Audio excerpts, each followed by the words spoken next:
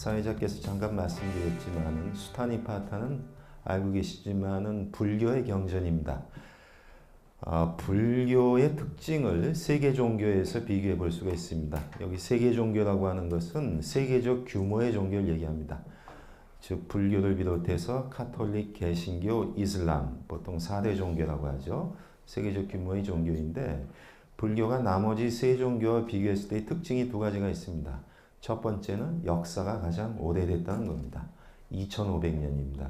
그러니까 예수님 탄생하고 나서보다도 훨씬 한 500년 전에 부다께서 출현했기 때문에 역사가 제일 길죠. 군대에서 전문 용어로는 짬밥이 오래됐다고 합니다. 근데 군대 가신 분은 알겠지만 짬밥은 그냥 밥그릇수가 아니에요. 그만큼 경험이 많다는 얘기고 세계 사상사의 역사에서 2500년을 견뎌왔다는 얘기는 그만큼 경쟁력이 있다는 것을 반증한다고 볼 수 있습니다. 이 말씀을 왜 드리냐면은 이 자리에 있는 종교가 다 다를 수 있습니다. 하지만 오늘은 그건 중요하지 않습니다.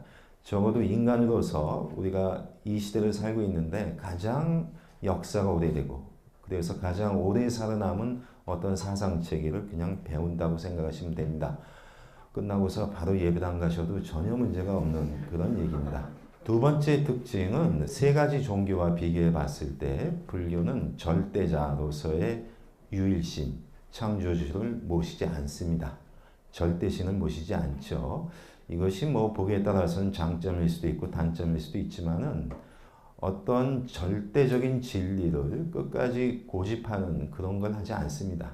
그렇기 때문에 어떻게 보면은 첫 번째 특징에 대한 이유일 수도 있죠.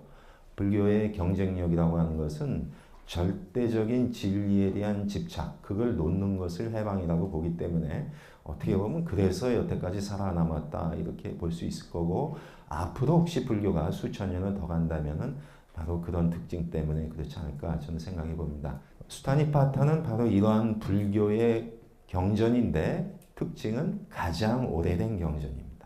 불교 역사가 2500년 됐다면 여러분께서 오늘 들으실 수타니파타는 그 정도의 역사가 됐다는 얘기죠. 여기서 아주 가장 오래됐다는 얘기는 소위 불교의 창시자인 시다르타가 나중에 붓다가 된 그분, 우리는 보통 부처님이라고 하는데 그 붓다라고 하는 분의 가장 생생한 원음을 들을 수 있는 장점이 있습니다. 여기 또 하나의 장점은 생생하기 때문에 아주 소박할 수가 있어요.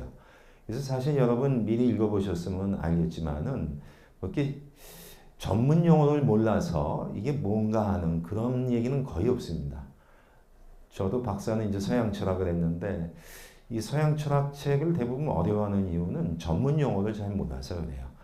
그러니까 마치 우리가 물리학 책이 수학으로 돼 있으면 잘 모르잖아요. 그 수학을 아는 사람한테는 쉽죠. 철학도 마찬가지인데 불교도 2500년 되니까 전문 용어가 너무 많습니다. 근데 여기는 그런 게 거의 안 보여요. 그래서 어떻게 보면 이게 불교 경전이냐 할 정도로 그런 전문 용어가 없습니다. 상당히 소박해요.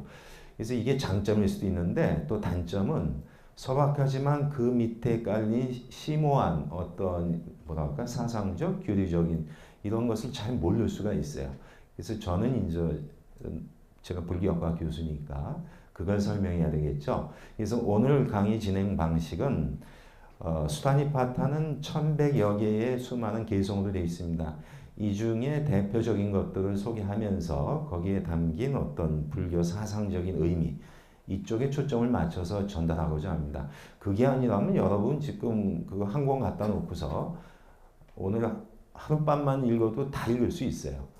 그렇기 때문에 그렇게 본다면 이렇게 어려운 건 아니지만 거기 담긴 어떤 의미를 최대한 전달하고자 이렇게 진행을 하겠습니다. 제가 붙인 부제가 여기 무소의 뿔처럼 혼자서 가라 이렇게 돼 있죠. 많이 들어보셨죠? 공지영 소설가의 작품 1993년도 작품입니다. 들리는 얘기로는 출판사에 그때 공지영 씨가 그렇게 스타 작가가 되기 전에 첫 작품이었기 때문에 저 제목을 고수하느라고 상당히 애를 먹었다고 그러지만 사실 결과적으로는 상당히 성공한 제목이라고 볼 수 있죠. 저도 읽어보지는 않았지만은 보통 세 여자 주인공이 나와서 소위 여자들이 흔히 갖는 그 속박, 남자라든가 가정에 대한 속박에서 벗어나고자 하는 그래서 아마 이 구절을 따온 것 같습니다. 여기서 중요한 것은 속박에서 벗어난다는 거죠. 이것을 보여주는 함축적인 단어가 무소의 뿔, 그리고 혼자서 가라는 얘기입니다. 무소라는 말은 잘 안 쓰죠. 우리가 보통 코뿔소라고 합니다. 코뿔소처럼 그렸어요.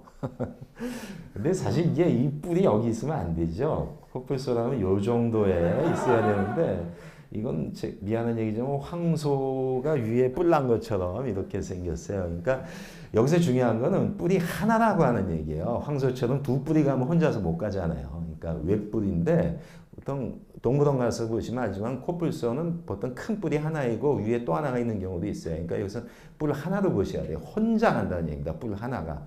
그래서 혼자서 가라는 거고, 혼자서 여기서 가라는 얘기는 속박에서 자유롭다는 얘기입니다.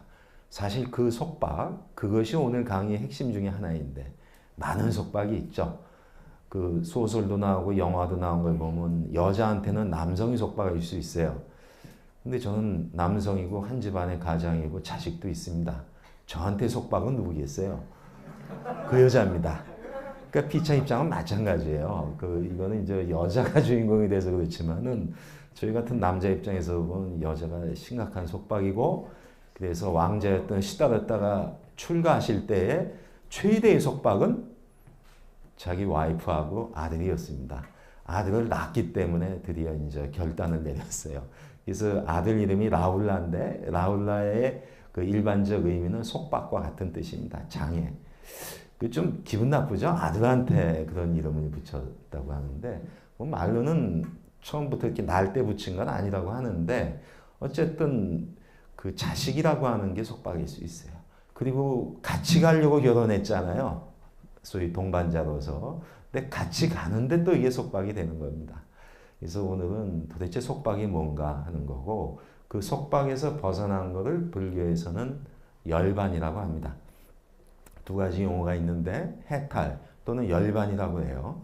해탈은 뭐냐면 윤회라고 하는 속박에서 이탈한 걸 해탈이라고 해요. 윤회에서 벗어난 거. 열반은 해탈 상태에 간 정도의 마음의 상태, 즉 번뇌가 완전히 꺼진 상태를 열반이라고 합니다. 따라서 상태로 보면은 결과적으로는 똑같아요. 해탈이든 열반이든 같은 건데 내용을 보면 바로 혼자서 가는 겁니다. 속박에서의 자유로움을 뜻하는 겁니다. 한번 들어가 보죠. 여기 수타니파타라고 하는 거, 일단 간단히 이 책이 어떤 책인지부터 좀 보죠. 이 말은 수타와 니파타가 합쳐진 말입니다.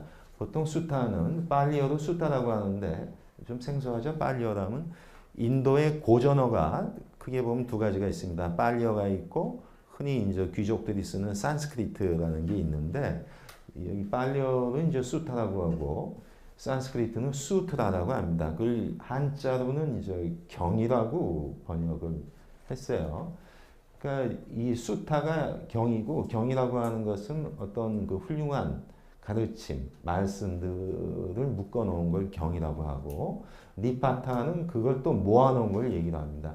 그래서 이제 한자로 쓸 때는 수타니파타를 경집 이렇게 보통 쓰는데 잘 안 써요. 왜냐하면은 불교는 인도에서 나왔죠.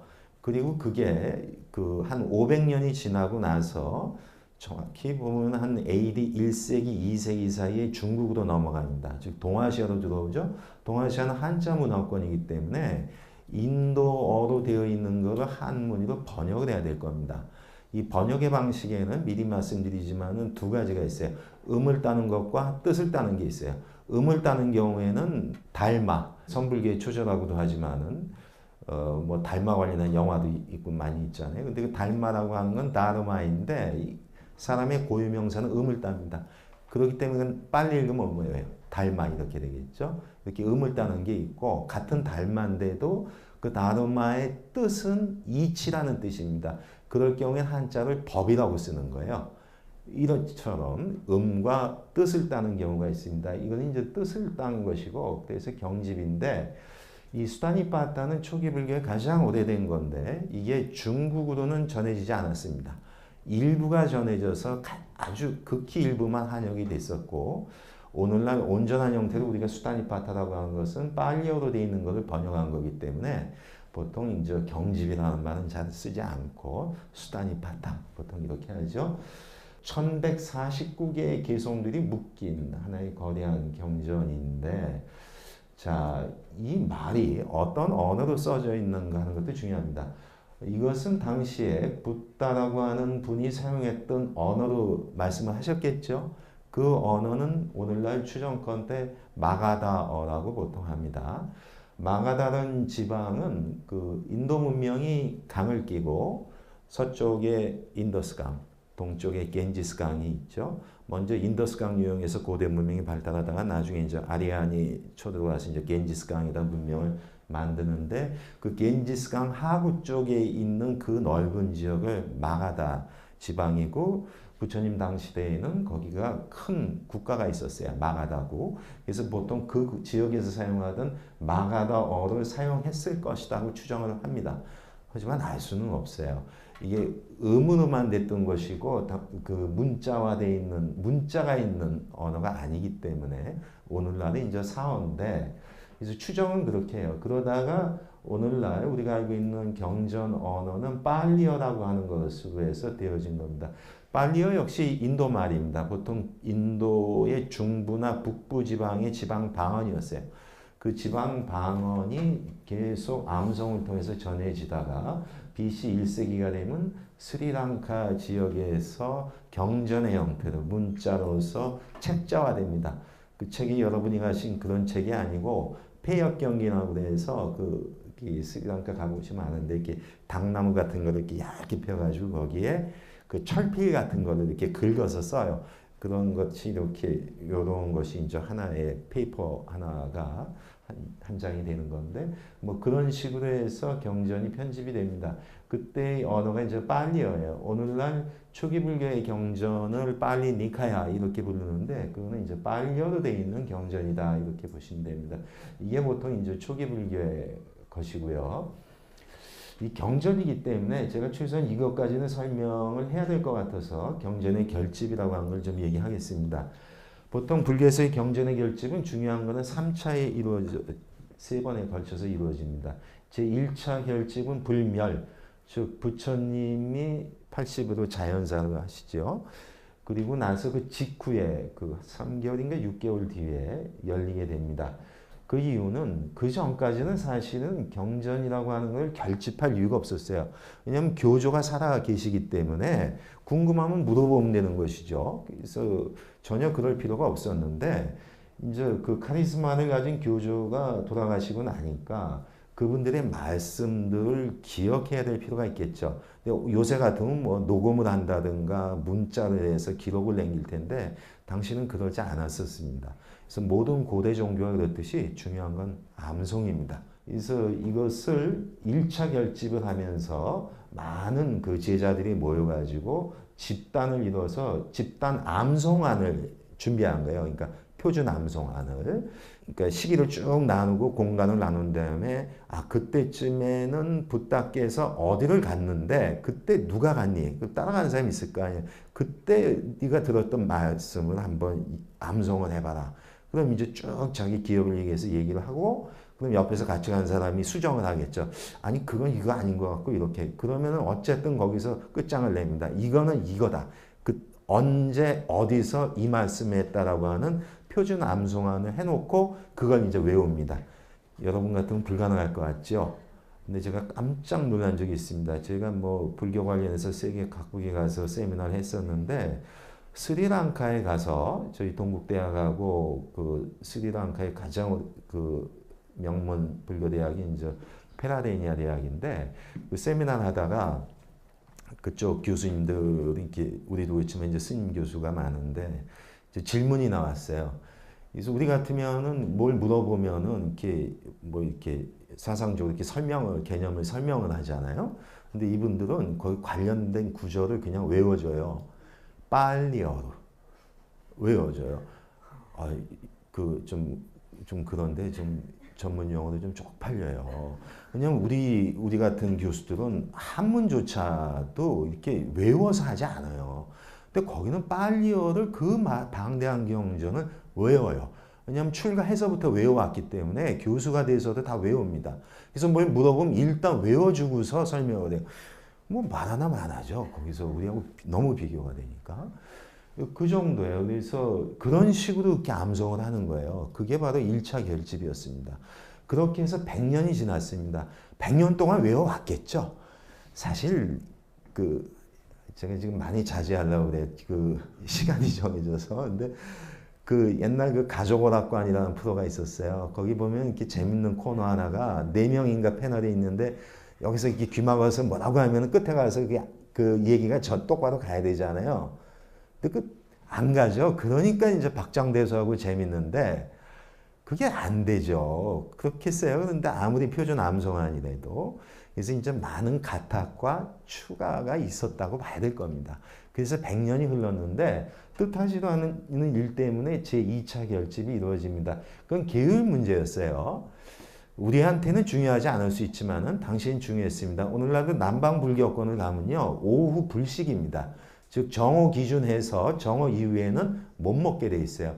보통 이걸 가장 잘 지키는 데가 오늘날 미얀마거든요. 이제 미얀마 가보니까 진짜 지켜요. 승원에서는 지키는데 당시에도 문제가 됐던 게 오후에 안 먹게 되면은 좀 배가 고프고 그럴 거 아니에요. 그러니까 정식으로는 안 먹어도 뭐라 그럴까? 이제 예를 들면 이제 음료수 같은 거 차를 마실 수도 있고 뭐 과일 일부를 먹을 수도 있고 그런 거예요. 사소해 보이지만 이게 논쟁거리가 된 거예요. 부탁께서 오후에 불식하라고 했는데 지금 100년이 지나고 나니까 누군가는 당연히 느슨하게 생각하는 사람이 나오죠. 요 정도는 먹어도 되지 않을까 하는 사람도 나오고 또 누군가는 아니 교조께서 하지 말라고 했는데 먹으면 안 되지. 그래서 분열되기 시작했습니다. 그래서 이런 문제를 해결하기 위해서 제1차 결집이 이루어지고 이때에는 주로 계율에 대한 것을 정리하는 것이 가장 컸었습니다. 근데 오늘날도 오후 불식은 맞아요. 근데 맞는데 제가 미얀마 경험 얘기를 하면 혹시 미얀마 가시면은 거긴 불교 국가니까 가실 때에 가장 환영받는 선물이 뭐냐면요. 사탕을 가져가세요. 사탕. 한국 사탕 맛있습니다. 마트에 가서 봉지 큰 데다가 사탕 한 바구니 넣고 가서 승원에 가면 동자승들이 있어요. 주면 너무 좋아합니다. 왜? 사탕은 제가 잘 봤어요. 깨물어 먹으면 안 되겠죠? 빨아 먹으면 됩니다. 오후 불식에 안 걸릴 수가 있어요. 그래서 아직은 애들이기 때문에 참 좋아합니다. 그래서 팁입니다. 여행 팁이에요. 꼭 사탕 가져가시는 게 좋습니다. 그래서 하여튼 이런 우여곡절 끝에 2차 결집이 있었고 3차 결집은 또 한 100년 지나서 BC 250년경 아소카 왕 때입니다. 한번 들어보셨을 거예요. 인도에서 가장 존경받는 왕이고 아쇼카 왕대에 이르러서 드디어 인도가 전국적 오늘날과 거의 비슷한 규모로 전체가 이제 통일 국가로 형성을 합니다. 통일 국가를 형성하다 보니까 얼마나 많이 전쟁을 했겠어요. 죽인 사람도 많고. 그래서 이제 불교로 전향을 해서 불교를 이제 피는 쪽으로 갔고, 그래서 오늘날 저분이 유명해진 거는 아쇼카 왕의 석주들이 있어요. 그 중요 지방마다 세우는 게 있는데 그 이제 해독이 됐습니다. 그래서 아마 역사상 문자화되어 있는 그 비석 중에는 가장 오래됐다고 합니다. BC 250년경쯤 되니까. 그러니까 당시의 시대 상황도 알 수 있고 그래요. 근데 어쨌든 이때 아쇼카 왕 때의 3차 결집이 이루어지면서 그 전까지는 주로 암송으로 이루어져 온 거죠. 이게 드디어 문자화가 되기 시작합니다. 그래서 오늘날 우리가 알고 있는 이런 식의 문자화되어 있는 것들이 이루어지기 시작을 하는 겁니다. 이렇게 해서 이루어진 것이 소위 우리가 얘기하는 초기 불교의 경전이라고 하고 한국, 중국, 일본은 동아시아 불교권이죠. 이건 이제 대승불교라고 합니다. 대승불교까지 얘기하면 오늘 뭐 강의 다 할 수가 없는데 일단 대승불교의 특징은 경전을 만들어냅니다. 여기까지는 어쨌든 암송을 해서 붓다 자신의 것을 이어져 왔다고 얘기는 하잖아요. 물론 사실 믿거나 말거나 하는 경우가 있어요. 왜냐하면 벌써 이쯤 되면 뭐 200년, 300년 지냈는데 그러니까 이때 문자로 되기 전의 것이 과연 온전하게 그분의 육성일까에 대해서는 상당히 회의가 있을 수 있지만 그래도 여러 가지의 정황이나 가르침의 내용을 봤었을 때 믿을만하다 이렇게 볼 수 있어요. 근데 대승불교가 출현이 언제 되냐면 BC 1세기경부터 출현이 되는데 정말 세계 종교사에 특이하게 경전을 만들면서 시작이 됩니다. 예를 들어서 여러분 반야신경이라고 들어보셨죠? 이건 이제 반야경이라고 하는 방대한 것을 핵심만 추린 건데 유명한 게 뭐 반야신경, 금강경, 화엄경, 법화경 뭐 등등 많아요. 소위 동아시아에서 유명한 경전들 다 대승경전입니다. 언제 만들어졌어요? BC 1세기부터 500년에 걸쳐서 편집됐습니다. 정확히 얘기하면 부처님 말씀이 아니죠. 그래서 이게 문헌학적으로 20세기 초에 서양인이 밝혀냈습니다. 그래서 한동안 뜨거웠죠. 대승 비불설. 그래서 사실 비불설이 맞죠. 근데 오늘날은 다 불설이라고 합니다. 왜? 부다의 정신은 그대로 이어받았다. 그래서 이제 새로운 불교를 만든 건데 어쨌든 우리의 문화권에 있는 대승경전은 이것과는 상관없이 BC 1세기부터 새롭게 만들어진 거다 이렇게 볼 수 있습니다. 어쨌든 오늘 주제가 되는 수타니파타는 이 초기 경전 중에서도 가장 오래된 겁니다. 이 쌍벽을 이룬 가장 오래된 게 수타니파타. 또 하나가 들어보셨어요? 담마파다. 흔히 법구경이라고 하는 겁니다. 이 두 가지가 가장 오래됐죠. 근데 이 수타니파타가 대중들한테는 더 친근할 수가 있어요. 왜냐하면 그 말씀이 상당히 평이하기 때문에 그렇습니다. 자, 이 슈라마나의 길, 일종의 불교의 시작을 제가 보여주고자 하는 겁니다. 소위 한 자연인이었죠. 역사상에 존재했던 2500년 전에 북인도에 보면 카필라국이라고 하는 작은 성, 일종의 소도시 국가인데 오늘날 지역으로 보면 이제 인도와 네팔의 접경이고 현재 행정구역상으로 네팔로 돼 있어요. 그래서 네팔에서 이제 그거 아주 하여튼 분쟁이 많아요. 왜냐하면 유명한 관광지가 됐기 때문에. 그런데 재밌는 거는 네팔이든 인도든 현재 불교를 믿고 있지는 않아요. 근데 하여튼 이 카필라국의 왕자였었습니다. 근데 사실 무늬만 왕자이지 카필라국이 결국은 부처님 당시대에 소멸을 했어요. 멸망을 했고 당시대에는 수많은 그 소국가 단위가 있었는데 어쨌든 왕자였었습니다. 그래서 이분이 이제 세속의 명칭은 시다르타였고 시다르타 왕자가 드디어 출가를 해서 성도 깨달음을 얻어서 깨달은 자 붓다라는 이름을 붙이게 되고 우리는 그걸 부처 또는 부처 불자를 쓰지요. 자, 이 역사의 시작은 출가에서 시작이 됩니다. 즉 슈라마나의 길을 가기 시작했다는 거고요. 여기 슈라마나라고 하는 것은 아까 인도 말이 한역될 때 음을 따거나 뜻을 따는 거죠. 이건 뭐겠어요? 음을 딴 거 같죠? 슈라마나. 예? 그러니까 괜히 또 공부 열심히 한다고 한자 사전 찾지 마세요. 아무 의미가 없습니다. 이 사자는 음을 딴 거니까. 사문이에요, 보통. 그래서 이거는 뜻은 이제 출가 수행자입니다. 그래서 시다르타가 출가했다는 얘기예요. 관련된 구절. 앞으로 여기 괄호안에다가 이 406 이렇게 한 거는 406번째 개송 슈타니파타에 얘기합니다. 이건 세계 표준이에요. 406 찾으면 내용 똑같습니다. 집에서 사는 생활은 비좁고 번거로우며 먼지만 쌓일 뿐이네. 그러나 집을 떠나면 넓고 넓은 곳이 다 내 집이네. 전혀 번거로움이 없기에 집을 떠난 것이네. 본인을 설명한 거예요. 내가 왜 떠났는지. 여기서 한번 보세요. 같은 의미의 내용이 뭐겠어요? 집, 먼지, 번거로움 같은 걸 뜻하죠. 여기서 집이 상징하는 것은 먼지입니다. 먼지, 불교에서 많이 나와요. 불교에서 이 내용이 해당되는 것은 번뇌라고 합니다. 번뇌. 그 번자가 무슨 번자냐면은 우리가 보통 번잡하다고 그러죠. 번잡하고 거치장스럽고 이렇게 끄달리고 이렇게 구차하는 것들이 있죠. 그걸 번이라고 그래요. 번. 그리고 뇌. 하면 여러분 헤드에서 이 뇌, 오늘날 브레인을 생각할 수 있는데 꼭 그거는 아닙니다. 이때의 뇌는 중심, 핵심이라는 뜻도 있고 마음 일반이라고 보시면 돼요. 번뇌라는 얘기 많이 들어보시죠? 그럼 뭐예요? 번뇌는 번잡한 마음, 시달리는 마음, 마음의 괴로움의 상태, 그걸 번뇌라고 하는 거예요. 그 번뇌를 불교에서는 먼지라고 합니다. 이건 상당히 의미가 있어요. 불교에서는 전제가 있습니다. 이건 믿음의 대목이에요. 기독교인들 같으면 세상에 천지가 창조됐다는 걸 믿어야 크리스찬이 되겠죠. 그걸 어떻게 증명하겠어요? 시간을 거슬러 올라갈 수도 없고. 믿음이죠.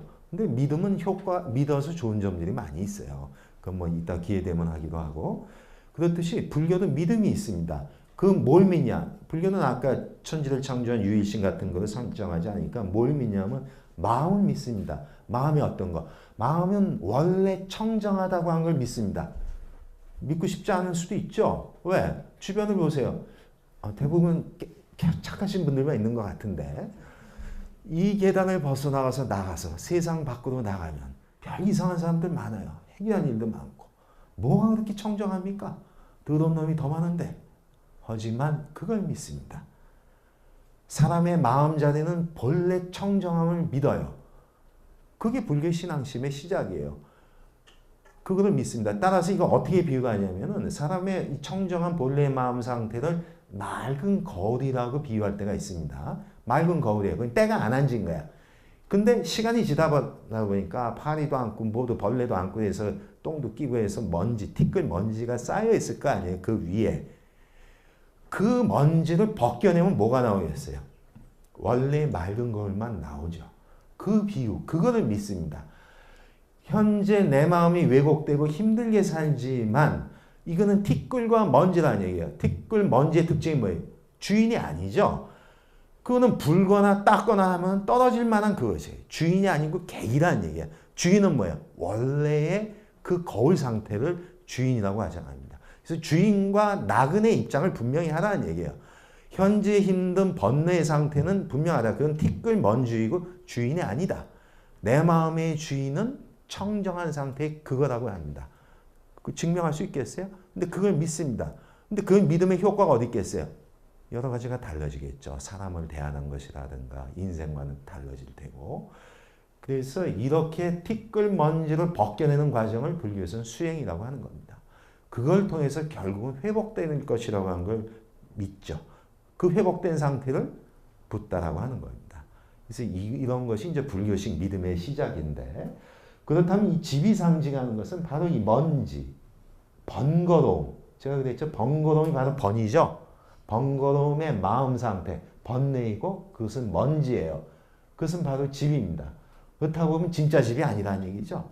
우리 마음의 진짜 집은 원래 번거롭거나 먼지가 끼지 않은 청정한 상태라고 보는 거예요.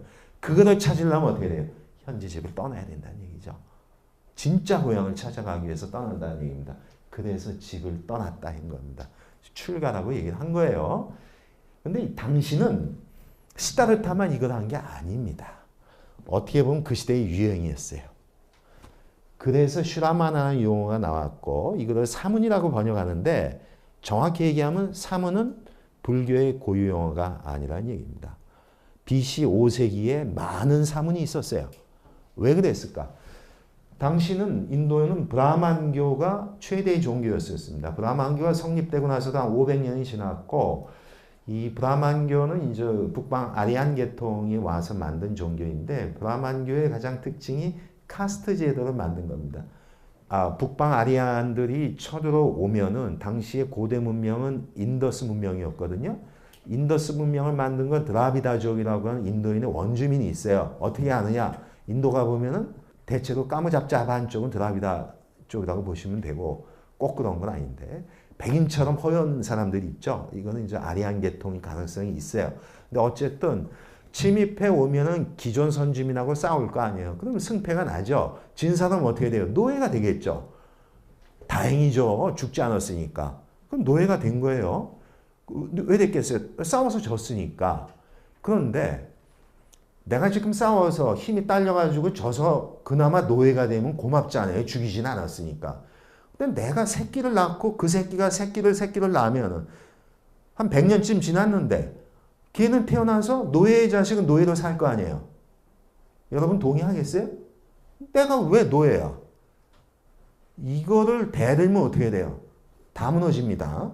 사회가. 어떻게 해야 되겠어요? 납득을 시켜야 될 거 아니에요. 왜 노예의 새끼는 왜 노예로 또 살아야 되는지. 그게 카스트입니다. 그래서 계급을 두고 당대에 네가 싸워서 져서 노예가 됐지만 그게 세습을 가지더라도 그 계급은 그대로 영원히 가야 된다. 그게 카스트입니다. 그리고 이 카스트를 옹호해 주려면 뭐가 필요해요? 사후를 설명해 줘야 될 거 아니에요. 그래서 나오는 것들이 윤회하고 결합되는 겁니다. 그래서 윤회하고 카스트가 만나서 흔히 카스트에 4개의 계급이 있죠. 브라만, 크샤트리아, 바이샤, 수드라가 있습니다. 여기 브라만이라고 하는 건 사제 계급인데 브라만, 여기 센스가 빠른 분들은 이거 알아차려야 돼요. 이 종교를 브라만교라고 하죠. 브라만교의 사제, 카스트의 최고의 계층, 브라만 계급이죠. 이상하죠? 이 논리를 기독교에 그대로 쓰면 어떻게 돼요? 기독교의 하나님은 여호와죠? 그럼 목사님, 신부님은 뭐라고 불러야 돼? 여호와라고 불려야죠. 쫓겨납니다. 큰일 나죠. 감히 어떻게 신부님이 내가 여호와요? 큰일 나죠. 이게 가능했다는 얘기예요. 거의 신과 동격화될 정도로 얼마나 강력했는지 알 수 있겠죠. 제가 보기엔 세계 역사상 가장 강력한 종교는 브라만교라고 볼 수 있어요. 완전한 재정일치에다가 아니 최고의 신이 되는 우주의 근원 브라만을 섬기는 제사들을 섬기는 그 자들도 브라만이 된 거 아니에요.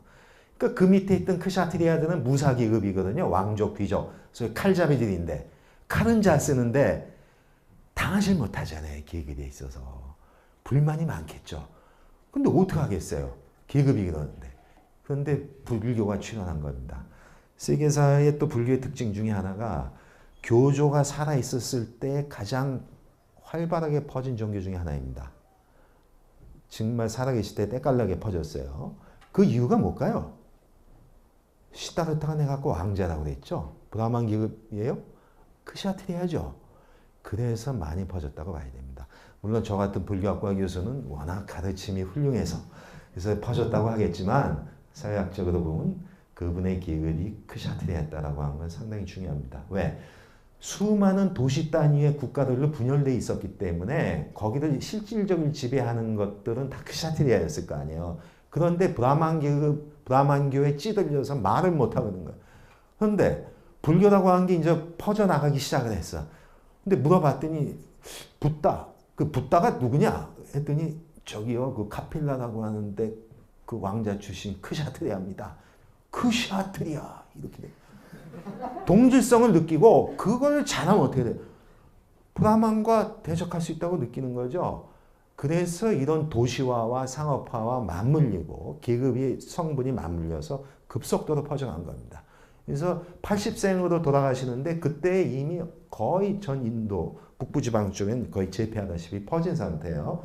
그래서 이제 슈라만한데 이건 당시에 브라만교가 워낙 강력하다 보니까 이 기존의 권위에 대해서 500년 지나다 보니까 많은 문제가 나옵니다. 특히 뭐냐면 이거는 제사 종교예요.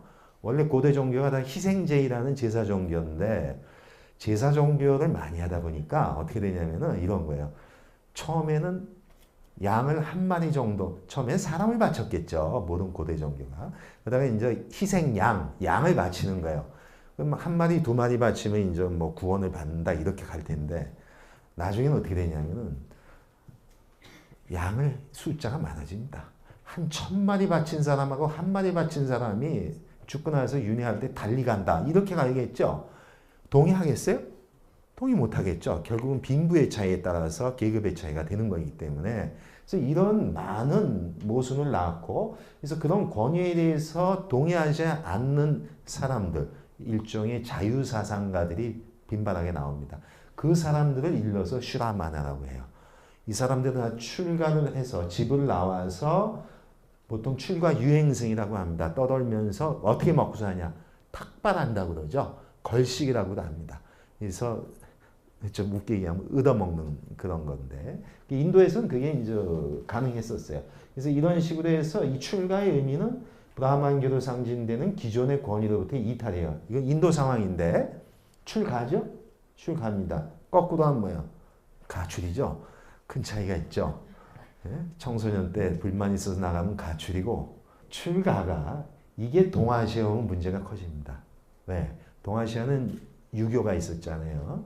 이 조선도 마찬가지인데 유교에서 보면은 가국 동체입니다. 가정과 국가는 한 몸이라고 여겨요. 유교의 특히 이제 동아시아의 대전제인데 그러면 가국 동체니까 가국 동체를 유지하는 룰이 있어야 될까요? 가정에는 뭐예요? 효죠. 국에는 뭡니까? 충이죠. 충과 효라고 하는 것이 가국 동체를 떠받쳐주는 기본의 윤리 덕목이란 말이에요. 그런데 불교를 딱 보니까 뭐예요? 지금 출가네? 가정을 나왔다는 얘기는 사실 출가했다는 얘기는 뭐예요? 출국과 똑같죠. 춘과 효를 벗어났다고 본 겁니다. 그래서 사대부들이 용인하지 않은 거예요. 근데 여기서 인도 상황은 이 가라고 하는 것은 결국 비슷합니다. 브라만교라고 하는 기존 권위에 대해서 동의할 수 없다.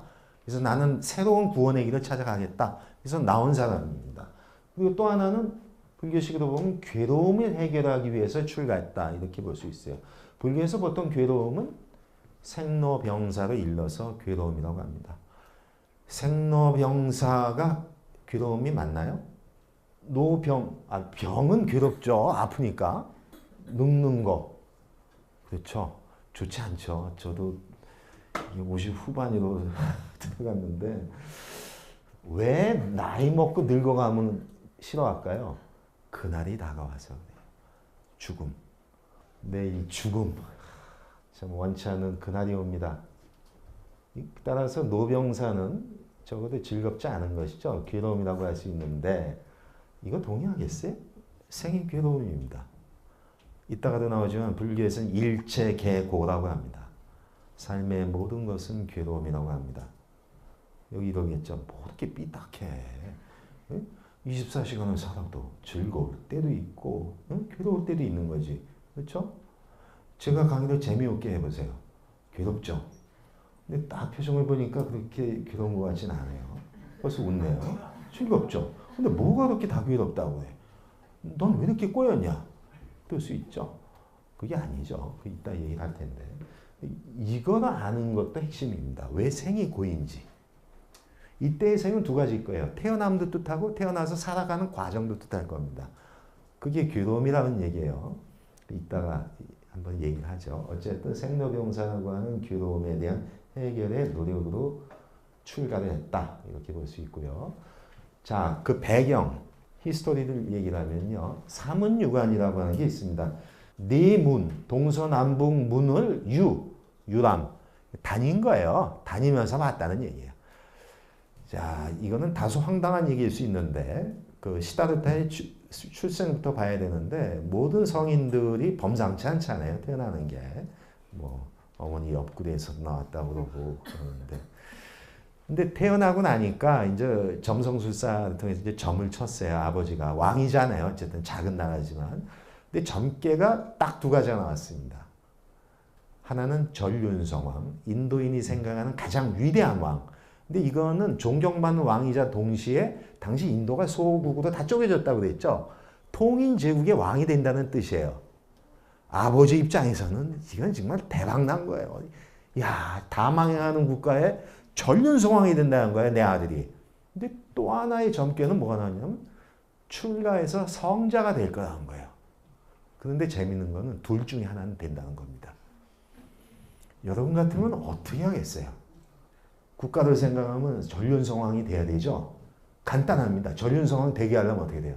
출가 성자만 안 되면 되죠. 간단한 점괘입니다. 그래서 그 길을 갔어요, 왕이.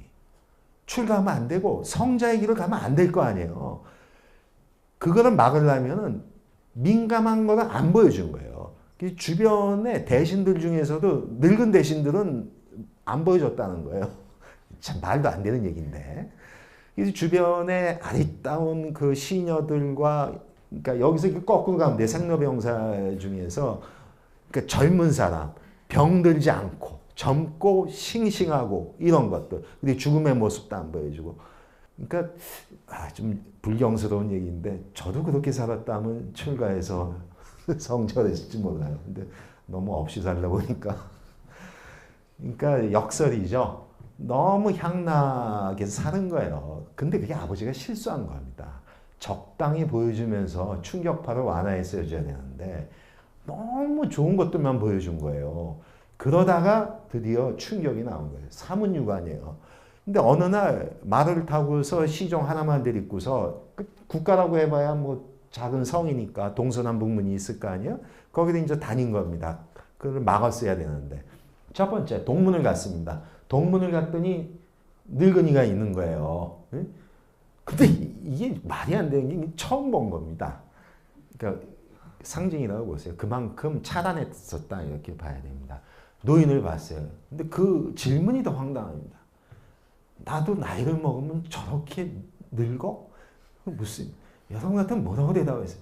에이, 그건 말이라고 해요. 그러겠죠. 그래서 아 그래요. 왕자님도 나이를 먹으면 저 노인처럼 됩니다. 근데 처음 본 거예요. 그 노인 저렇게 다 아주 나이 먹은 노인네를 충격을 받죠. 그다음에 이제 난문을 가요. 이 병자, 다 누워있는 병자를 봅니다. 나도 혹시 살다 보면 병이 들면 저렇게 될까? 이게 또 질문이라고 해? 답은 뻔하잖아요. 왕자님도 그렇게 될 수 있습니다. 충격을 받죠.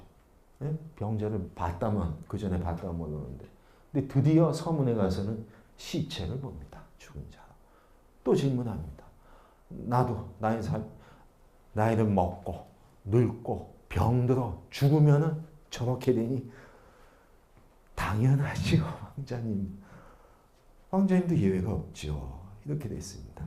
근데 그렇게 끝난 게 아니라 이 시차를 내려면 이제 마감을 해야죠. 북문까지 갔습니다. 북문에 드디어 수행자를 봅니다. 슈라마나를 본 거예요. 성자를 봤습니다. 거기서 희망의 빛을 봅니다. 그 사람의 모습을 통해서 아, 저 사람은 고민이 이런 식의 괴로움이 없는 것 같다. 따라서 내 갈 길은 정해졌다는 얘기죠. 왜? 왕자도 늙어 병들어 죽는 데 있어서는 아무 여유가 없구나. 그걸 알게 됐습니다. 그래서 결국 출가를 결심하고 곧이어 출가를 합니다. 그래서 그 관련돼서 이러한 개송이 나오죠. 자식과 아내, 아버지와 어머니, 재물과 곡식, 친척들, 그리고 욕망의 한계까지 모두 버리고 무소의 뿔처럼 혼자서 가라.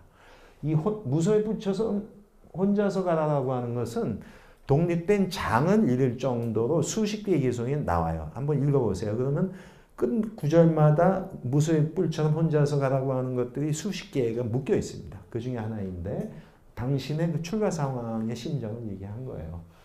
결국 여기서 자식과 아내, 아버지, 어머니, 재물곡식 이게 결국은 뭘 상징해요? 욕망의 한계라는 얘기입니다. 결국은 어떤 식으로든 간에 욕망과 관련되어 있는 그런 관계라고 보는 거죠. 그래서 그것을 버려야지만 혼자서 갈 수 있다. 그러기 위해서 결국 이 모든 것을 상징하는 거기서 벗어나는 집을 떠나는 길을 가게 되고요. 그래서 그 일을 이렇게 표현합니다. 묶여있지 않은 사슴이 숲에서 먹이를 찾아 원하는 곳은 어디든지 가듯이 지혜로운 자는 자유를 찾아 무소의 뿔처럼 혼자서 가라. 이 마음으로 출가를 했던 겁니다. 그래서 지금까지 혼자서 가라는 것은 출가를 해서 수행의 길을 가고 많은 스승들을 만나게 됩니다. 그 과정이 6년이 걸립니다. 그래서 가지 않은 길을 혼자서 가는 거예요.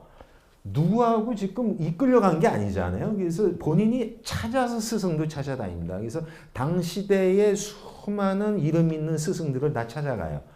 그 중에는 극단적인 고행에 가는 경우도 있고 하여튼 상당히 극단적인 방식들이 있어요. 그걸 다 해봅니다.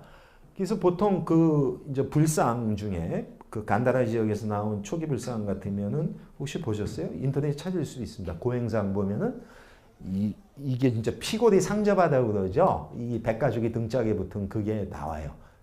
여기 뼈다구만 보이는 아주 극단적 고행을 한 게 나옵니다. 근데 그것도 포기합니다. 그래서 해결되는 건 없구나. 뭐 그런 여러 가지 과정을 거쳐서 결국에는 이제 드디어 진짜 혼자만의 길을 갑니다. 그래서 불교에서는 이제 성도일이라고 그러죠. 보리수나무 밑에서 새벽녘에 드디어 깨달음을 성취하게 됩니다. 그래서 그거를 보통 이제 무사도고라고 그래요. 스승 없이. 그전에 스승이 많았죠. 그거 다 버리고 스스로 혼자 도고, 혼자 깨우침, 깨달음을 얻었다. 이렇게 얘기를 하는데, 자, 그래서 그 깨달음을 얻었다고 보고요. 자, 여기서 보시면은 결국은 괴로움에서 벗어나기 위해서 출가했다. 슈라마나이를 갔다는 얘기인데, 불교에서는 일체계고라고 그럽니다. 모든 것은 다 괴로움이라고 합니다. 이거는 불교가 이 현상을 인식하는 출발점이에요. 불교만 그럴까요? 제가 아까 그랬죠. 아니 사는 게 다 괴로움이다. 왜 이렇게 삐딱해? 염세주의 아니야? 왜 이렇게 사는 게 이렇게 꼬여있니? 만약 이게 맞다면 불교만 꼬였을까요? 기독교는 좀 더하잖아요. 죄라고 하는데. 공통점이 있다는 얘기입니다. 모든 종교는 현상을 포지티브하게 설명하지 않습니다. 포지티브하게 설명하면 어떻게 돼요? 누가 그 종교를 믿겠어요? 좀 직업의식도 있지만은 모든 종교는 직업은 좀 그런데 어쨌든 모든 종교의 공통점은 현상을 네거티브하게 설명합니다. 왜? 문제가 있다고 보는 거예요. 그 문제의 방식을 불교는 고라고 보는 거고 기독교에서는 죄라고 보는 겁니다. 죄가 맞냐 고가 맞냐 하는 건 싸울 필요가 없어요. 적어도 우리가 현상의 이 상태를 계속 갔을 경우에 이것은 바람직스럽지는 않다는 거예요. 왜? 잘 살거나 못 살거나 마지막은 다 똑같아요. 죽지 않습니까? 결국 죽음의 극복입니다. 이게 바로 종교와 철학의 시작이라고 볼 수 있어요. 아무도 의의가 없죠. 그렇기 때문에 모든 종교의 공통점은 또 뭐예요? 다 평등을 얘기합니다. 왜? 다 똑같은데 다른 게 뭐가 있어요? 가는 모습, 태어난 모습, 가는 모습 다 똑같죠. 이런 기본적 공통점이 있습니다. 따라서 이 현상은 문제가 있어요. 그 문제의 최대치는 바로 죽음입니다. 다 죽음으로 끝나죠. 그러면 여기서 그냥 놔둬버리면 종교가 필요 없죠. 그 종교가 얘기하는 가르침을 믿으면 어떻게 돼요? 믿음을 통해 구원을 준다고 얘기하는 겁니다. 일종의 세이프가드예요. 여러분은 지금 헤엄칠 재주도 없으면서 깊은 바다에 빠진 그런 사람들이라고 보시면 됩니다. 놔두면 어떻게 돼요? 빠져 죽지요. 그때 세이프가드가 짠 등장해서 뭐 보트를 던지든 구명조끼를 던지든 하죠. 그걸 잡으면 구제가 되죠. 그걸 구원받는다고 합니다. 그 바다, 죽음으로 끝나는 한계의 바다를 죄로 설명할 수도 있고 고로도 설명할 수 있습니다. 결국은 죽음이라는 한계를 극복하는 거고 그래서 이 현상을 불교에서는 고라고 보는 거예요. 그래서 고 중에 고는 바로 죽음이죠. 사람의 목숨은 정해져 있지 않아 얼마를 살지 아무도 모른다네. 사람의 삶은 애처롭고 짧으며 괴로움으로 엉켜있다네. 즉 사람의 삶은 괴로움이라는 얘기입니다. 삶의 과정 전체가. 살다 보면 즐거울 때도 있지만 결론은 괴로움이라는 얘기예요. 근데 결론뿐만 아니라 과정도 괴로움이라는 얘기를 제가 이제 하겠습니다. 제가 불교 강의할 때 제일 역점을 두면서 하는 게 바로 이 고의 대목이에요. 불교는 일체 계고라고 해놓고 그 괴로움에서 벗어난 것을 해탈, 열반했다고 하고 그걸 이룬 자를 부처라고 하는 거예요. 불교는 부처 믿는 종교이기 때문에 불교를 설명하려면 고에서 설명할 수밖에 없어요. 그거를 납득을 해야 뭐 부처도 나올 거 아닙니까? 기독교도 마찬가지죠. 여러분이 죄인됨을 인정하지 않는다면 구원이 무슨 의미가 있냐는 얘기예요. 그렇기 때문에 불교든 기독교든 죄나 고를 인정해야 된다는 얘기예요. 이게 납득되지 않으면 의미가 없죠. 자, 그런데 납득이 쉽지 않아요. 일단 빨리어입니다. 두카입니다. 두와카의 결합이고 두는 어려운, 배반하는, 즉 어긋난다는 뜻이 있어요. 그 다음에 카는 공허한 하늘, 그런 거예요. 텅 빈 하늘 같은 겁니다. 즉 채워지지 않음, 만족스럽지 않음, 이런 거예요. 이걸 결합해 보시면 이렇게 되죠. 뭔가에서 어긋났기 때문에 만족하지 못한다는 뜻입니다. 그거를 두카 이렇게 얘기한 거예요. 그 한자로 뜻을 따니까 고라고 한 거예요. 이 고도 사실은 쓸 고죠. 쓴 거예요. 쓴 겁니다. 이게 풀처변이 있잖아요. 쓴 그런 겁니다.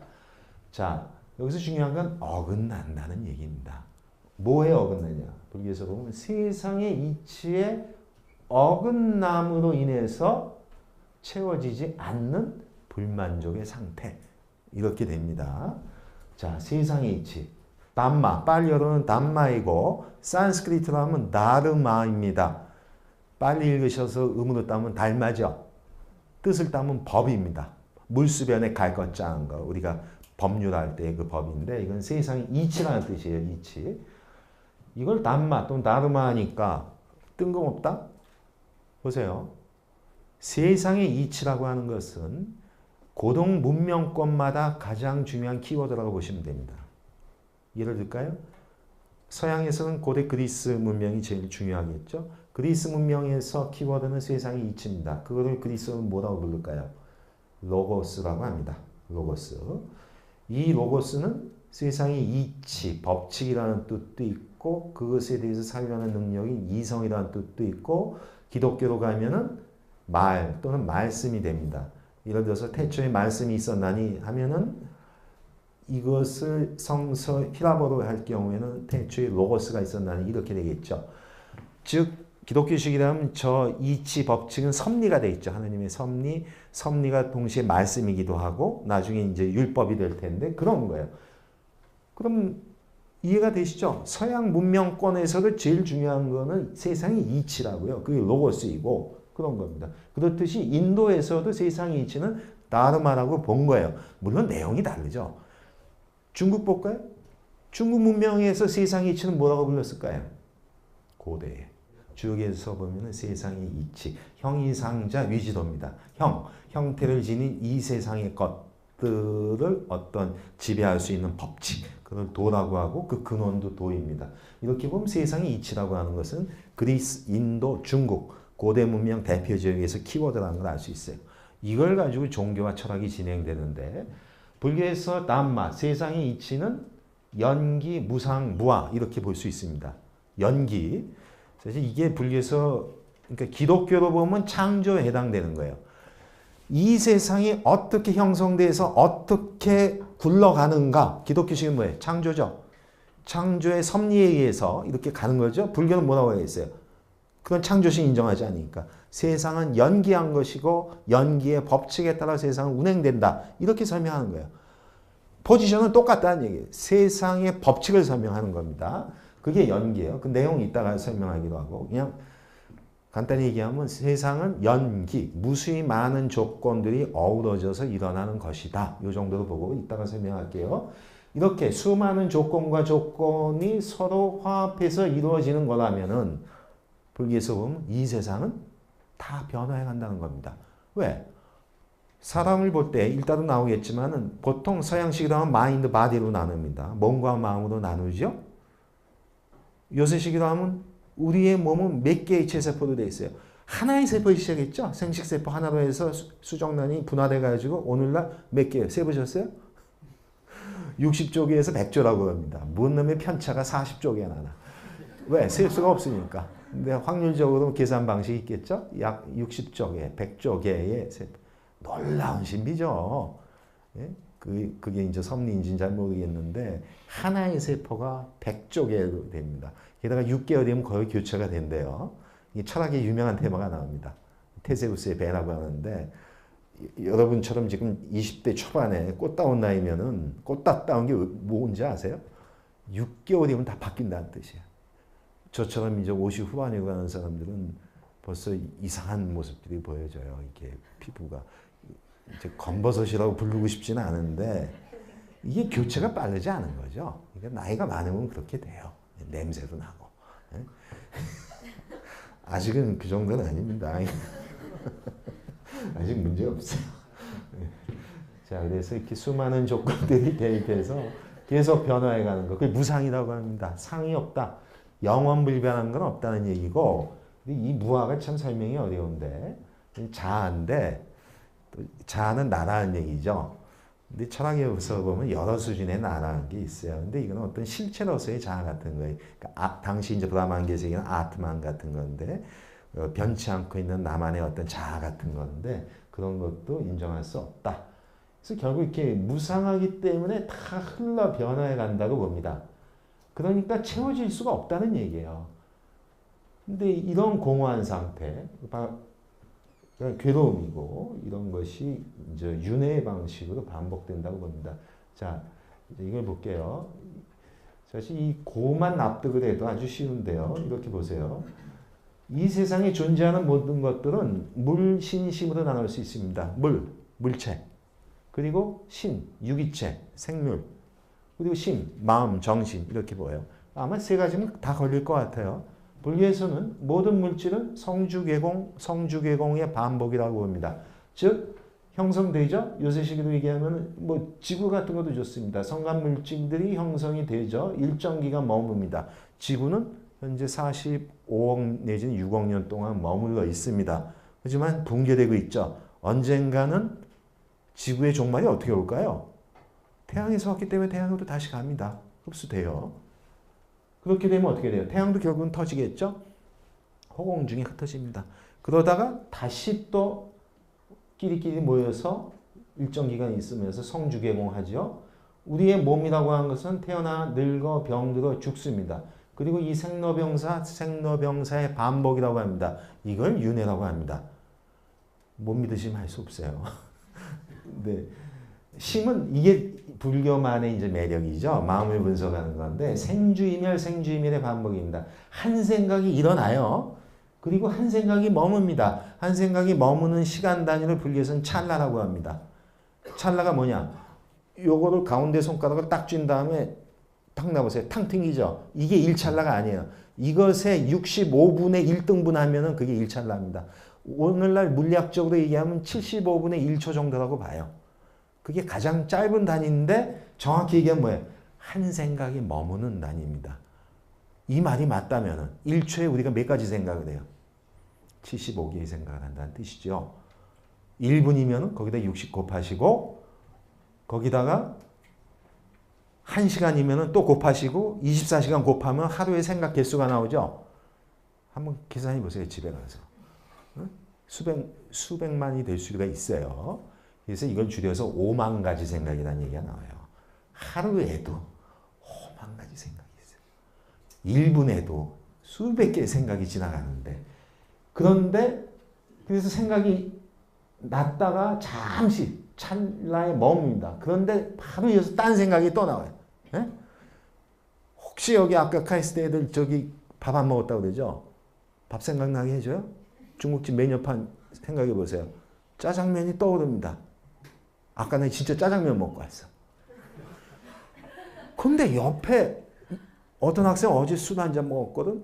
짬뽕이 더 땡기죠? 보세요. 짜장 생각을 했는데 바로 짬뽕이 치고 들어오죠? 짜장 생각이 일어나서 잠시 머물다가 짬뽕이나 딴 생각이 나옵니다. 짜장 생각은 이미 소멸해 버렸어요. 또 이 딴 생각이 또 나오죠? 누군 또 볶음밥 생각이 나올 수도 있어. 이렇게 생주이멸이 쭉 이어져 갑니다. 파도를 쳐서 일렁이듯이 이걸 산란하다고 합니다. 마음이 산란하다. 이런 것이 번뇌라고 봐요. 자, 그럼 보시면요. 공통점이 뭐예요? 물체가 됐건 유기체가 됐건 마음이 됐건 이 세상의 참모습, 실상은 머물러 있는 건 아무것도 없습니다. 지구도 몇억 년 뒤면 끝장이 나겠죠. 몇십억 년 뒤면. 언젠가는. 그런데 재밌는 거는 머무르고자 합니다. 사람은. 왜? 물체도 45억 년은 있고 사람의 몸은 80이나 100년은 갈 테고 더욱이나 잠시 찰나지만은 이것이 흐름을 형성해 가기 때문에 사람은 머무르고자 합니다. 왜? 이대로 방치하면은 죽음이라고 하는 것을 벗어날 수가 없기 때문에 거의 사람은 본능적으로 이쪽에 있는 주에 꽂히게 됩니다. 그래서 여기를 계속 붙잡고자 하죠. 그거를 우리의 욕망은 유주라는 얘기예요. 머물러서 있고자 한다고. 사실 인지상정입니다. 소중하고 욕망이 크면 클수록 그것은 끝까지 내 손아귀에 같이 있고자 합니다. 그것이 물건이 됐건 배우자가 됐건 여러분이 소중하게 여기는 가치가 됐건 뭐든지 머물러 있길 바라죠. 근데 세상은 머물러 있는 건 아무것도 없습니다. 어긋나죠. 이 어긋남으로 인한 충돌의 정서적 상태, 그것을 괴로움이라고 합니다. 자, 이 어긋남으로 인한 상실감, 불만족인데 해결책은 둘 중에 하나예요. 아주 논리적입니다. 어느 한쪽에 맞추면 될 거 아니에요? 어떻게 돼요? 실상을 욕망에 맞추거나 욕망을 실상 쪽에 맞추면 됩니다. 첫 번째, 실상을 욕망에 맞춰요. 즉 세상의 이치를 내가 원하는 데에 맞춰야 되죠. 실상을 바꿔야 됩니다. 세상의 이치를 변질시켜야 돼요. 어떻게 돼? 세상을 고정불변하게 붙잡아 놓으셔야 된다고. 그건 신도 못합니다. 붙잡아 놓을 건 아무것도 없어요. 첫 번째 대안은 논리적으로 불가능합니다. 우리가 잡아놓을 건 아무것도 없기 때문에 남는 거는 딱 하나만 남아요. 뭐가 남아요? 욕망을 실상에 맞추는 방식 하나만 남죠? 어떻게 돼요? 욕망을 실상에 맞춘다는 얘기는 우리의 마음을 바꾸고 욕망을 줄이고 번뇌를 없앤다는 거예요. 근데 그거는 논리적으로 가능하다는 얘기입니다. 왜? 내가 바뀌면 되기 때문에. 세상을 바꿀 수 없다면 나를 바꾸라는 얘기예요. 왜? 대안은 그거밖에 없다는 얘기입니다. 결국은 세상이 머물러 있지 않듯이 우리도 머물러 있고자 하면 안 된다. 즉 소유와 집착을 강요하면 안 된다는 얘기입니다. 그래서 불교는 결국 이 얘기를 하고 싶은 거예요. 결국은 무집착을 얘기하는 겁니다. 머물러 있는 게 없기 때문에 여기서 그 집착하지 말자. 그렇게 되면 결국 번뇌는 사라질 것이다. 그렇게 하면 해탈과 열반의 길을 갈 것이다. 하는 이런 얘기를 하는 겁니다. 그러니까 어떻게 보면 논리적인 거예요.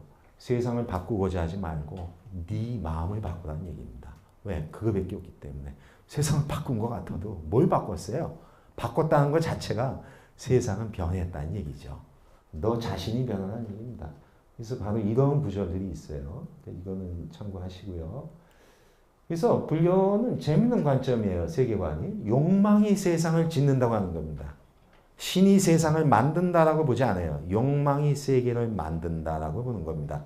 결국 네 마음이 만든 건데 욕망은 불교는 네 차원으로 나눠요. 까마라고 해서 감각적인 욕망. 이게 가장 일반적이에요. 그 다음에 뭐 라가. 이거는 탐욕이라고 합니다. 그래서 탐진치. 탐욕과 진, 분노와 어리석음. 이게 이제 번뇌의 대표이고요. 땅하라고 해서 갈망 같은 게 있고 찬다. 의욕, 의지 같은 건데 이거는 뭐 부정적인 것도 있고 긍정적인 것도 있습니다. 그래서 이 불교의 독특한 세계관인데 불교에서는 욕망으로 인해서 세계가 형성됐다고 봅니다. 어떻게 보면 인간 중심적이죠. 그래서 불교에서는 마음 중심으로 본다고 하는 겁니다.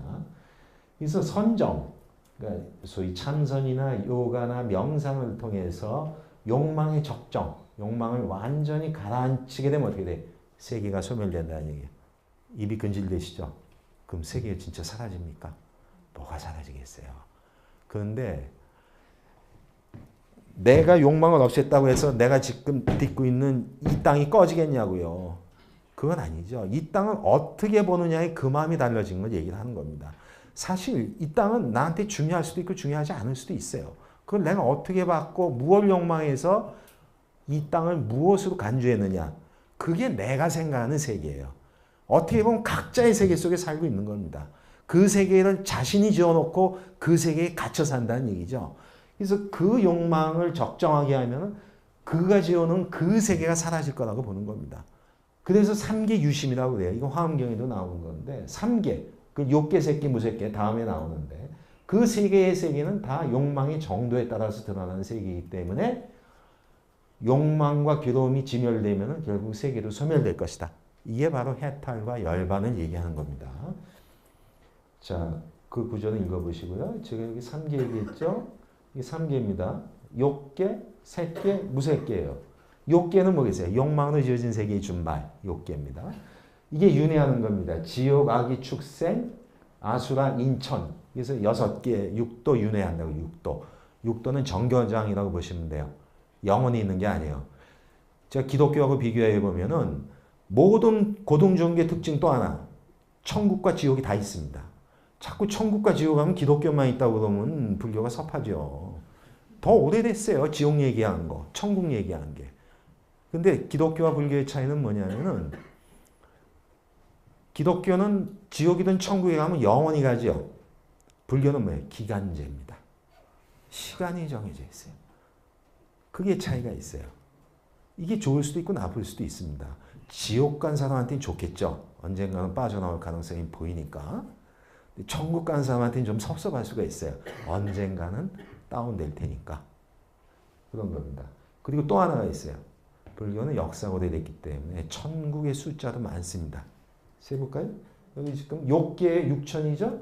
색계에 18천이죠? 그리고 4천이에요. 총 합치면 뭐예요? 28천이 있어요. 28개의 천국이 있습니다. 혹시 죽고 나서 천국 가시기 원해서 종교를 믿고 싶으면은 불교가 좋습니다. 왜? 일단 갈 확률이 높잖아요. 28개나 되니까. 한 군데 가는 것보다. 뭐 그래도 뭐야? 거기는 가면 언젠간 추락되니까 영원히 가시고 싶으면 한 군데를 가세요. 근데 그래도 여기저기 하면서 많이 다녀보고 싶다. 그러면 이제 불교가 좋습니다. 28개나 되기 때문에. 크게 보면 지옥, 악이, 축생, 아수라, 인하고 천이죠. 28천까지 해서 뭐 지옥은 아실 테고 뭐 다 비슷해요. 기독교나 살벌한 얘기는 다 나옵니다. 예? 그다음에 악의, 불교에만 있죠. 악의 이제 배고파서 그런데 뭐 배고픈 괴로움이 있는데 이게 목구멍이 바늘구멍만 해요. 근데 신라 호텔 뷔페 같은 게 차려진 거야. 재밌죠. 차라리 배만 계속 고프면 좋은데 산의 진미가 있는데 못 먹잖아요. 그러니까 더 괴롭겠죠. 재밌죠. 어쨌든 안 가봐서 잘 모르겠어요. 축생은 우리 주변의 동물이라고 보시면 되고 아수라는 싸움질만 해요. 그래서 아수라가 모이면 아수라장이 되죠. 개판된다는 얘기예요. 싸움질만 하니까. 그리고 이제 사람, 천인데 자 여기 보세요. 일단 천들이 많아요. 뭐 들어본 것도 있고 많은데 저도 못 외웁니다. 가보지도 않았고 지금 가면 안 되죠. 죽어야 가는데. 근데 여기 지금 공무변처천, 식무변처천, 무소유처천, 비상비비산처천 있죠. 그런데 여기 초선, 2선, 3선, 4선 있고 공무변처정이 있습니다. 그래서 선정이에요. 이 상수멸정 빼고 나면 4선, 4정, 8선정이라고 합니다. 저기 이쪽에 선정을 썼죠? 선정은 그냥 명상이라고 보시면 돼요. 불교 특유의 명상 방식인데 선정이 있어요. 그리고 여기는 천이 있죠. 천국이 있잖아요. 뭘 뜻합니까? 천국에 어떻게 하면 간다는 얘기예요. 명상해야 갔습니다. 기독교식으로 믿음을 통해서 가는 게 아니고 불교의 천국은 어떻게 명상을 해야 갑니다. 여러분이 이 중에 딱 찍으세요. 이 중에서 뭐 범보천쯤에 가시고 싶으면 일단 살아있을 때 초선을 돌파하셔야 됩니다. 그러고 나면은 살아있을 때에는 그 경지를 글쎄 체험할 수 있지만은 결국 죽게 되면은 그 자는 초선에 해당됐던 걸 체험한 자는 여기에 해당되는 어딘가를 간다. 이렇게 봅니다. 믿거나 말거나 하지만 독특한 세계관을 알 수 있죠. 명상 중심의 세계관이라는 걸 알 수 있어요. 여전히 마음을 가지고 세계를 본다는 얘기입니다. 그래서 해당하는 선정에 갔을 경우에 그쪽에 가는 거예요. 여기 새끼는 뭐냐면은 욕망은 다 제거됐고 이제는 뭐예요? 물질적인 이미지들만 남는다는 얘기예요. 그래서 불교에서 물질은 색이라고 하는 거예요. 근데 여기 가면 무색이죠. 물질적인 이미지까지도 다 탈락됐다는 그 얘기를 하는 겁니다. 그래서 세상을 움직이는 힘은 업이라고 봅니다. 결국 욕망인데 업은 행동이라는 뜻이에요. 행위입니다. 뭐 욕망으로 지은 행위를 업이라고 합니다. 그래서 결국은 욕망이 세상을 짓는 거기 때문에 세상을 움직이는 힘은 업이라고 보는 거죠. 그래서 이건 유명한 구절이죠. 출생에 의해 천한 사람이 되는 게 아니고 출생에 의해 브라హ만이 되는 게 아니고 행위에 의해 천하고 행위에 의해 브라హ만, 당시의 최고급이 될 수 있다. 출생에 의해서 된다면 신분제겠죠. 카스트 제도죠. 행위, 업에 의해서 된다는 얘기는 카스트 제도를 거부하는 겁니다. 실제로 혁명적이었던 거예요. 지금 인도에 가면 아직도 카스트 제도가 있습니다. 2500년 전에 붓다는 카스트를 거부했습니다. 단 사회적으로는 얘기를 하지 않았어요. 승가 내부에서만 카스트를 허물었는데요. 자, 이런 업을 가지고 간다는 얘기예요. 업은 의지나 의지를 동반한 행위, 행동이에요. 그 결과로서의 영향력인데 요 말씀만 드리죠. 행동과 운동의 차이를 아세요? 차마 이걸 내가 못 놓겠는데 너무 떨어지죠. 이건 운동입니까? 행동입니까? 운동이죠. 근데 제가 이렇게 거는 건 뭐예요? 운동이에요? 행동이에요? 이거는 행동이라고 봐야 됩니다. 왜? 내가 이리도 갈 수 있지만 이쪽으로도 갈 수 있잖아요. 근데 이걸 놨는데 얘가 지금 이렇게 떨어지다가 다시 놓으니까 이제는 위로 올라가고 싶어 해서 가면 뭐예요? 이건 행동입니다. 차이가 어디에 있어요? 자유의지의 문제입니다. 어떤 움직임이 있어서 자유의지가 전제되어 있다면 그거는 행동으로 봐야 됩니다. 근데 자유의지가 없이 정해진 법칙에 따라가면 그건 운동이에요. 근데 인간의 움직임이 행동이라고 그러죠? 자유의지가 전제되어 있다는 얘기예요. 근데 자유의지가 있으면 좋습니까? 좋은 점도 있지만 책임을 져야 된다는 얘기예요. 예? 지하철을 타고 가다가 그 사람이 많이 이렇게 좀 틈새가 있는데 지하철이 회전을 해서 휘 꺾어지다가 하면 어떻게 돼요? 자연스럽게 가서 저는 안 그렇겠지만 어떤 남자가 어떤 여자한테 이렇게 붙게 됩니다. 그렇게 되면 어떻게 돼요? 원심력에 의한 법칙에 의해서 가면 운동이죠. 그 여자가 불쾌하면 안 됩니다. 그리고 이거는 법적으로 고발될 처지도 아니에요. 그런데 평범하게 가는데 괜히 갔다가 들이대면 어떻게 돼요? 이거는 성추행이 됩니다. 도덕적, 법적 비난을 받아야 되겠죠. 왜? 자유의지가 있는 거예요. 자유의지가 있다는 얘기는 붙일 수도 있었지만 안 붙일 수도 있었다는 얘기예요. 붙였다면 거기에 대한 책임을 져야 된다는 얘기입니다. 운동이 아닌 행동에는 책임이 따라가요. 그래서 영향력을 받는 것을 업보라고 합니다. 업을 지었다는 얘기는 자유를 전제했고 그 지은 행위는 모든 행위는 결과를 언젠가는 받는다는 거예요. 당장이 아니어도 언젠가는. 이것도 믿음일 수 있는데 이런 얘기를 합니다. 결국은 인간사는 의지를 전제한 업의 것이기 때문에 자업자득이라고 부르는 거예요. 불교가 없을 핵심이 자업자득이에요. 자신이 지은 그 행위에 따라서 그 과보를 스스로 다 가져간다는 얘기예요. 그럼 불교식으로 뭐예요? 현재 내 삶의 조건 선행 전생이 있다고 믿죠. 그 전생이 지어놓은 업의 결과라고 봅니다. 근데 여러분 기억이 안 나죠? 기억이 안 나는 나도 잘 모르는 것에서 정해졌다. 그러면 결정론이라고 하겠죠. 운명론. 그런데 그건 업이 아니죠. 업은 여러분이 기억은 못하도 그때의 행위의 것이라면 그 행위는 자유가 전제되어 있죠. 따라서 그 당시의 자유의 결과라고 보는 겁니다. 근데 더 의미 있는 거는 미래 얘기예요. 미래가 어떻게 될지 궁금하세요? 그럼 현재를 보면 안다는 얘기죠. 현재 짓는 업이 그거에 따라서 미래는 바뀌어간다는 얘기입니다. 따라서 숙명이 아니라 본인이 하기에 달려있는 자업자득이라고 보는 거고요. 그래서 이런 것이 종교적인 의미를 갖는 것은 응보의 원칙이 종교엔 다 필요합니다. 쉽게 얘기하면 착한 사람이 잘 살아야 되는데 세상이 어디 그렇습니까? 법이 아무리 타이트하고 윤리도덕이 확고해도 꼭 빠져나가는 사람이 나오죠. 그럴 경우에 우리는 그러죠. 아, 저거 죽으면 진짜 지옥 갈 거야. 근데 지옥을 가는지 안 가는지 어떻게 알아? 지옥을 보내는 자가 있어야 되겠죠. 그래서 이런 원리는 모든 종교의 기본 사명이에요. 종교적 사회의 역할입니다. 선한 행위를 하는 사람이 행복한 결과를 받아야 됩니다. 착한 사람이 잘 받아야 되지. 칸트식으로 얘기하면 뭐 도덕과 행복이 일치인데 실제는 안 그런 경우가 많죠. 이걸 어떻게 해결하느냐. 외부의 심판자를 두면 그게 바로 전지전능한 하느님이 될 거예요. 하나님도 이런 점에서는 필요하다고 볼 수 있죠. 이렇게 필요하다고 하는 걸 칸트는 이제 요청한다고 얘기를 했어요. 그럼 또 복잡한 문제가 나오는데 어쨌든 심판자로서의 기독교적인 신도 그런 역할을 하면 좋겠어요. 세상에 나쁜 놈이 너무 많으니까. 근데 불교식은 어떻게 해결하냐면 자업자득이에요. 특정한 심판자가 있는 게 아니라 바로 이때 윤회가 등장하는 거죠.